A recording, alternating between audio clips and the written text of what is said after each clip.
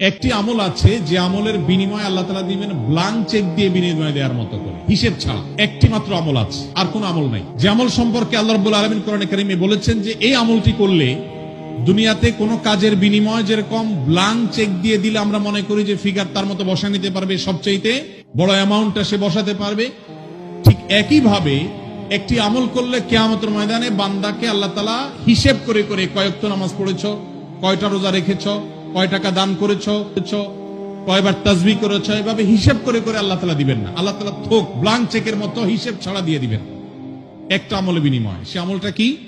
কোরআনে কারীমে আল্লাহ বলেছেন ইন্নামা ইউওয়াফাস সাবিরুনা আজরাহুম বিগাইরি হিসাব।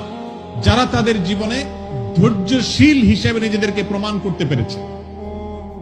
ইবাদত করতেও ধৈর্যের প্রয়োজন হয়, অপরাধ এবং পাপের পথ না মানানোর জন্য ধৈর্যের সংযমের প্রয়োজন হয়, আর বিপদ আপদে কষ্টে তো নিজেকে ধৈর্যশীল রাখতেই হয়। এই ধৈর্য যদি কেউ ধরতে পারে, নবী কোরআনে কারীমে আল্লাহ তাআলা বলেছেন ইন্নামা ইউওয়াফাস সাবিরুনা আজরাহুম বিগাইরি হিসাব। ধৈর্যশীলদের বিনিময় আল্লাহ তাআলা দিবেন হিসেব ছাড়া, ব্ল্যাঙ্ক চেকের মতো। এই জন্য নিজের জন্য খারাপ কিছু হলো, নিজের কোনো বিপদ হলো, আর তখন আমি মনে করলাম আল্লাহ আমাকেই বা কেন দিলেন। আল্লাহ আপনাকে ভালোবাসেন, সেজন্য আপনাকে তা দিয়েছেন। এটি আমার কথা নয়। নবী সাল্লাল্লাহু আলাইহি ওয়াসাল্লাম বলেছেন ইন্নাল্লাহা ইযা আহাব্বা কওমান ইবতালাহুম। আল্লাহ যখন কোন সম্প্রদায়কে, কোন মানুষকে ভালোবাসেন তাকে পরীক্ষায় ফেলেন, তাকে বিপদে ফেলেন। এটা আল্লাহ সুবহানাহু ওয়া তাআলার সিস্টেম। এই জন্য যারা বিপদগ্রস্ত হয়ে আমরা মন খারাপ করি, তাদের জন্য এই সমস্ত হাদিসে রয়েছে সান্ত্বনা। নিজের সাথে খারাপ কিছু হলে মনে প্রশ্ন তৈরি হয়, কেন আমার সাথেই এমন হলো, আমি কি দোষ করলাম? সেক্ষেত্রে আল্লাহকে এই ধরনের অভিযোগ দেওয়ার মতো পাপ করা থেকে কিভাবে বাঁচবো, কি কি করলে নিজের কষ্ট দূর হবে? এখানে অনেক প্রশ্ন আছে, যে প্রশ্নগুলো আল্লাহ সম্পর্কে অভিযোগ কেন্দ্রিক। আমাদের অনেক ভাইরা ইসলামটাকে যে ভালো করে বোঝা হয়নি, ইসলামটাকে ভালো করে শেখার সুযোগ হয়নি।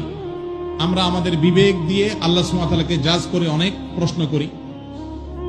অনেক সময় আমাদের এরকম মনে হয় যে এত মানুষ থাকতে আল্লাহ আমাকেই বা কেন বিপদ দিলেন। একটু আগে যে প্রশ্নের উত্তরে আমরা বলেছি আল্লাহ তাআলা সবচেয়ে বেশি বিপদ দিয়েছেন তার রাসূলদেরকে, তার নবীদেরকে। তাহলে কি আল্লাহ নবী এবং রাসূলদেরকে আল্লাহ অপছন্দ করতেন? নাউযুবিল্লাহ। তাহলে কাউকে বিপদ দিয়ে তাকে যদি ভালো কিছু, তার চেয়ে ভালো কিছু আল্লাহ তাআলা দেন, তাহলে এই বিপদ নয়। কোন ডাক্তার যদি কোন রোগীকে অপারেশন থিয়েটারে নিয়ে যান, সবকিছু বেঁধে বুঝে তারপরে তাকে কাটাছেঁড়া করার জন্য প্রস্তুতি নেন, খোলা চোখে মেডিকেল সায়েন্স সম্পর্কে মিনিমাম ধারণা না থাকা মানুষের কাছে মনে হবে যে এই লোকটাকেই কেন বেঁধে এরকম কষ্ট দেয়া হচ্ছে।